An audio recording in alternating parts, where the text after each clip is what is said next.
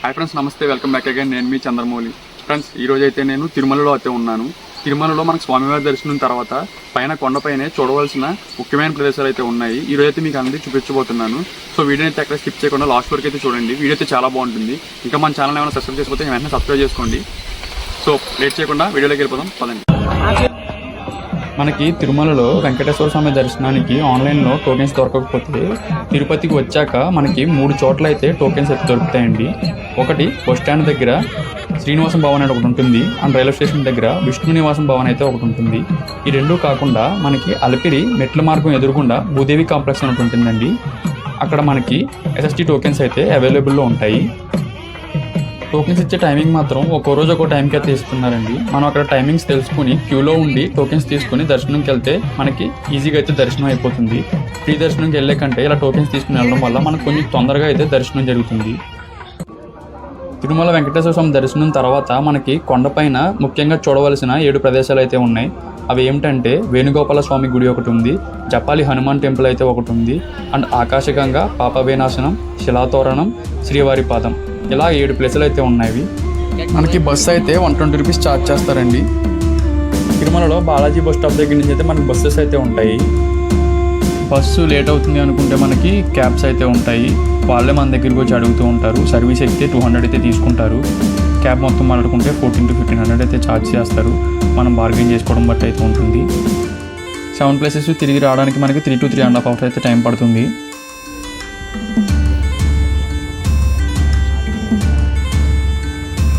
మనమైతే ప్రజెంట్ వేణుగోపాల స్వామి టెంపుల్కి అయితే వచ్చామండి.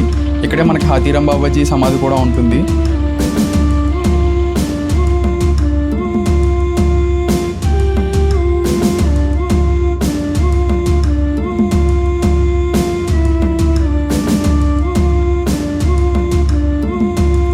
లోపల వేణుగోపాల స్వామి దర్శనానికి అయితే 5 రూపీస్ అయితే ఎంట్రీ టికెట్ అయితే తీసుకుంటున్నారు. అండ్ మనకి అర్చన వాటికి సపరేట్గా ఛార్జెస్ అయితే ఉన్నాయి. మీకు స్క్రీన్ మీద చూపిస్తాను, చూడండి.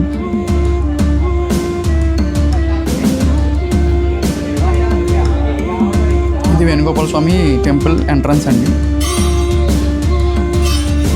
లోపలికి కెమెరా అది అలౌ లేదు, సో బయట వరకే చూపిస్తున్నాను.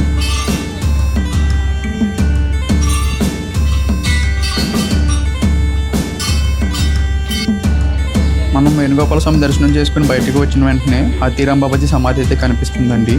దాని ఎదురుగానే సంకటమోచన హనుమాన్జీ అయితే ఉంటారు. ఇక్కడ దర్శనం అయిపోగానే మేము తర్వాత జపాలికి అయితే బయలుదేరాము.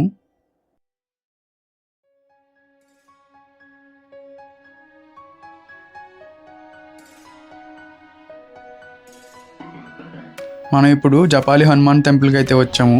ఎంట్రన్స్ అయితే ఇలా ఉంటుంది. స్టెప్స్ అయితే ఎక్కాల్సి వస్తుంది. చుట్టూ చాలా దట్టమైన అడవి అయితే ఉంటుంది. నేచర్ అయితే చాలా బాగుంటుంది చూడడానికి. క్యాబ్ డ్రైవర్లు చాలామంది జపాలి టెంపుల్ని అయితే మనకి చెప్పరండి, స్కిప్ చేస్తారు. ఎందుకంటే కొంచెం టైం అయితే పడుతుంది ఇది. సో వాళ్ళ టైం సేవ్ చేసుకోవడానికి మనకి జపాలి టెంపుల్ని అయితే చెప్పరు, మనమే మాట్లాడుకొని రావాల్సి వస్తుంది. ఈ ప్రదేశానికి జపాలి అనే పేరు ఎలా వచ్చిందంటే, పూర్వం జపాలి అనే మహర్షి ఇక్కడ స్వామివారిని ప్రసన్నం చేసుకోవడం కోసం ఘోరమైన జపం అయితే చేశారండి. ఆ జపానికి స్వామివారు ప్రత్యక్షమై అక్కడే స్వయంభుగా వెలిశారని పురాణాల ప్రకారం చెప్తూ ఉంటారు. మనకి ఎదురుగా కనిపించేది రామతీర్థం అంటారు. అండ్ మన టెంపుల్ వెనకాల సైడు సీతగుండం అయితే ఉంటుంది. ఇప్పుడైతే ప్రజెంట్ దానికి ఎవరిని వెళ్ళనివ్వట్లేదు.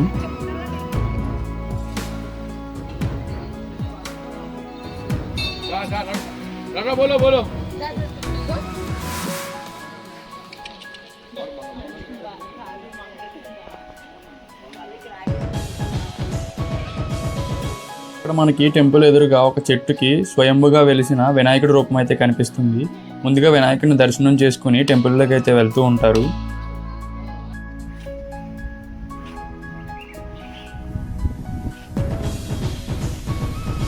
మనకి వెనక నుంచి ఒక నీటి దార అయితే వస్తుంది. ఆ నీటి దార పైనుంచి వచ్చి ఇక్కడ ఒక నదిలా అయితే ఫామ్ అయ్యింది. అండ్ దీనికి ఒక డ్యామ్ కూడా ఉంది, చూడొచ్చు మన ఎదురుగుండా. ఆ నీటి దార ఇక్కడ ఒక పెద్ద నదిలా అయితే ఉంది. పక్కనే మనకి ఒక డ్యామ్ అయితే ఉంది.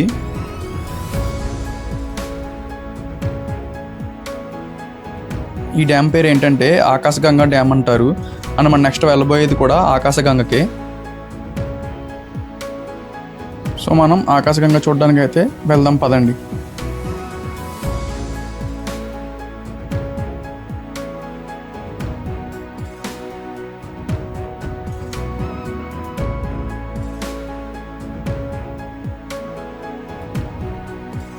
మనమైతే ఇప్పుడు ఆకాశగంగా ఎంట్రన్స్లో అయితే ఉన్నాం. ఎంట్రన్స్ అయితే ఇలా ఉంటుంది. మనం లోపలికైతే కొంచెం నడిచి వెళ్ళాల్సి వస్తుంది, స్టెప్స్ దిగాల్సి ఉంటుంది.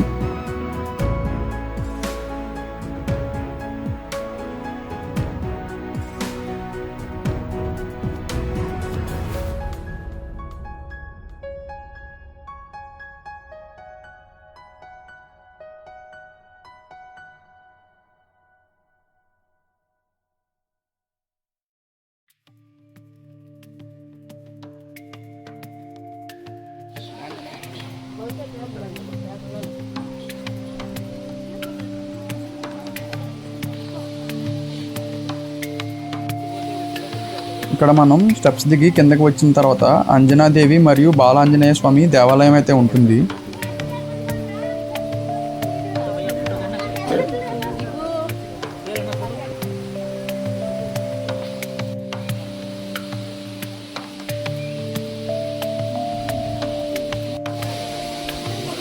ఇక్కడికి వచ్చిన భక్తులందరూ ఆ ఆకాశగంగా నీళ్ళని తాగుతారు. అవి తాగితే మనకి చాలా మంచి జరుగుతుందని ఒక నమ్మకం. అండ్ ఇక్కడి నుంచి మనం నెక్స్ట్ పాప వినాశనంకి అయితే వెళ్ళబోతున్నాం.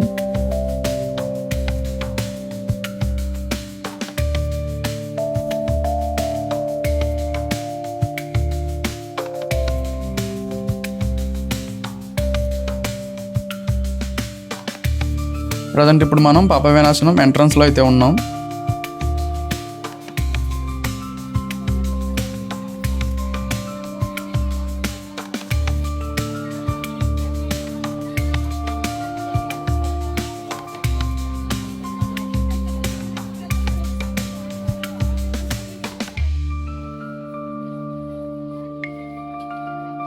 ఇక్కడ మనకి పాప వినాశనం డ్యామ్ కూడా ఉంటుంది. ఎదురుగా కనిపిస్తుంది కదా, అదే పాప వినాశనం డ్యామ్. ఇక్కడ భక్తులందరూ స్నానాలు అయితే చేస్తూ ఉంటారు. చిన్న చిన్న పాపాలు ఏమైనా ఉంటే తొలగిపోవడానికి. మనకి స్నానం చేసే వీలు కుదరకపోతే ఆ నీళ్లు నెత్తిన చల్లుకున్నా సరిపోతుంది. ఇక్కడ చూడొచ్చు, మనకి డ్యామ్ అయితే ఇలా కనిపిస్తుంది. అండ్ ఇక్కడే మనకి గంగాదేవి ఆలయం అయితే ఉంటుంది.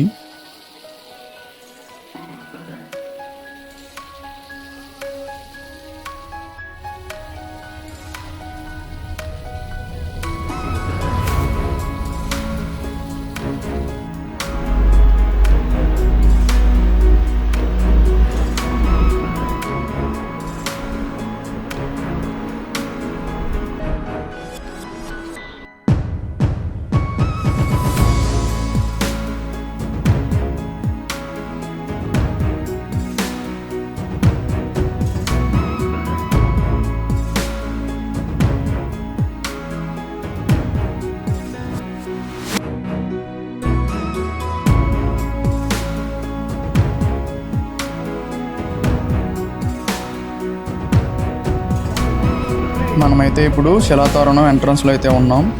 అండ్ ఇక్కడే మనకి చక్రతీర్థం కూడా ఉంటుంది.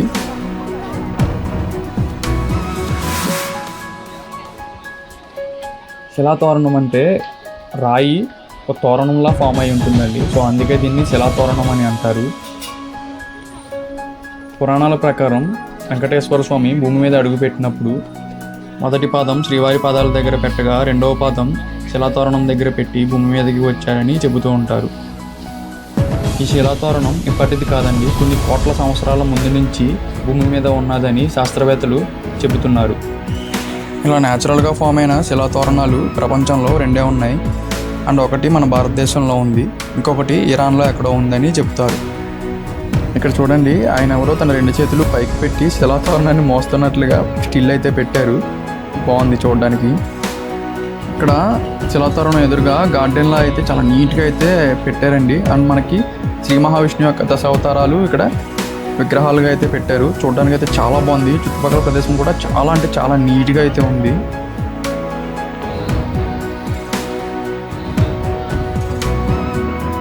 మనకి శిలాతోరణం నుంచి కొంచెం ముందుకు వెళ్తే అక్కడే చక్రతీర్థం అయితే వస్తుంది.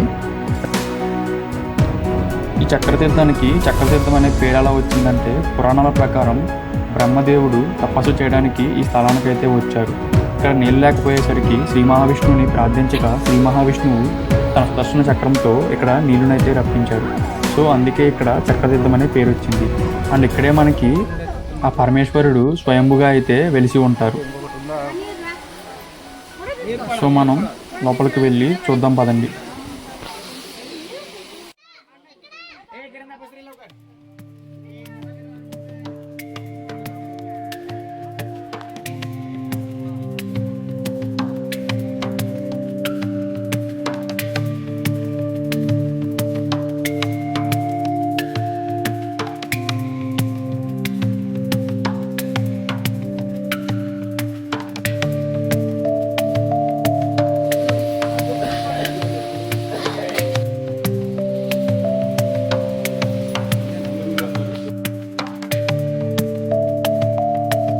తర్వాత మనం లాస్ట్గా శ్రీవారి పాదాలకి అయితే వెళ్తున్నాం.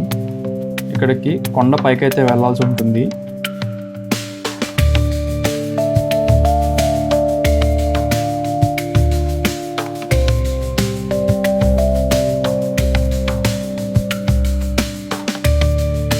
మనమైతే శ్రీవారి పాదం దగ్గరికి అయితే వచ్చేసాం.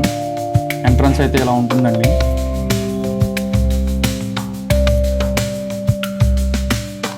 ఇక్కడికి రాగానే మాకు చెట్టు మీద ఒక ఉడత అయితే కనిపించింది. ఇక్కడ వచ్చేవాళ్ళు ఆ ఉడతకి ఏదో ఒకటి పెడుతూ ఉంటారు. సో అందుకే అవి మనుషులను చూసి భయపడకుండా దగ్గరికి అయితే వస్తూ ఉంటాయి.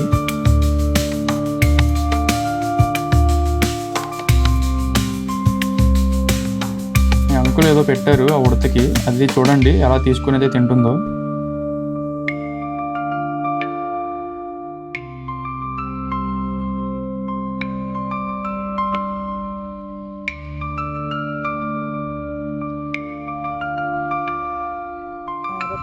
इतना बड़ा भगवान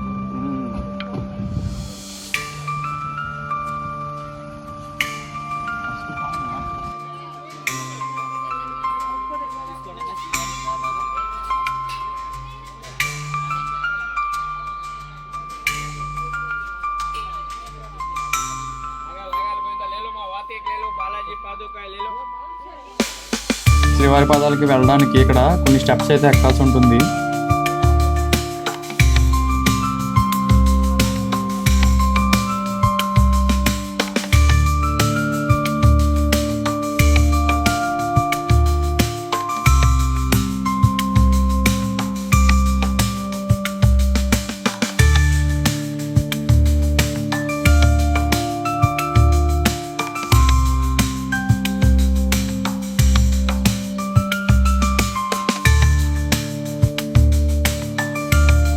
స్టెప్స్ ఎక్కుతున్నప్పుడు పక్కనే ఇంకొక చిన్న ఉడత అయితే కనిపించింది. అది ప్రసాదం అయితే తింటుంది.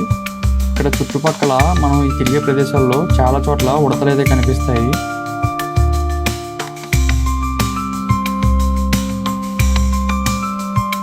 ఇదే ఆ వెంకటేశ్వర స్వామి కాలు పెట్టిన మొదటి స్థలం. మనకి శ్రీవారి పాదాల దగ్గర నుంచి చూస్తే తిరుమల దేవాలయం అయితే కనిపిస్తుంది.